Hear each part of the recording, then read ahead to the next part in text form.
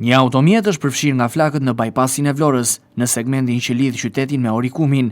Mjeti i cili po udhëtonte në drejtim të Orikumit është përfshirë papritur nga zjarri dhe është djegur plotësisht. Ngjarja ka ndodhur pas ditën vonë të së martës, në një prej rrugëve me frekuentim të lartë të automjeteve në atë periudhë kohore. Dyshimet janë se flakët në automjet kanë ardhur si pasojë e një defekti në motor, i cili më pas ka prodhuar shkëndijë elektrike, e cila ka bërë që zjarri të përhapet në makinë brenda pak minutave. Drejtuesi i automjetit, sapo ka parë flakët, ka dalë nga makina. Fatmirësisht ai nuk është lënduar, ku për këtë ngjarje nuk kemi persona të lënduar. Më pas janë lajmëruar edhe forcat zjarfikse, të cilat kanë bëritur disa minuta më vonë në vend ngjarje. Forcat zjarfikse kanë bërë të mundur shuarjen e zjarrit, por pa mundur të shmangin dëmet. Dëmet materiale në vendin e ngjarjes janë të konsiderueshme, pasi mjeti është shkrumbuar totalisht.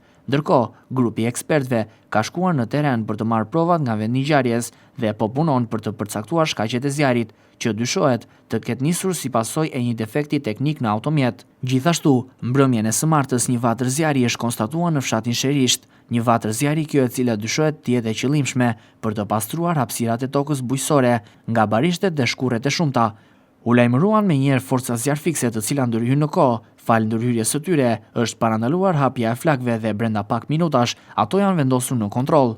Nëse nuk do të ishte për ndërhyrjen në kohë të forcave zjarfikse, atëherë flakët rrezikonin të përhapeshin më tej, duke sjellë më pas dëme të shumta në zonë. Shtatori njihet edhe si muaji i zjarreve, ndaj apelojnë Blut e Vlorës, por edhe forca zjarfikse që të shmangin rastet e zjarreve të qëllimshme për pastrimin e tokave bujqësore që mund të përhapen më pas në zonë dhe të shkaktojnë dëme të shumta.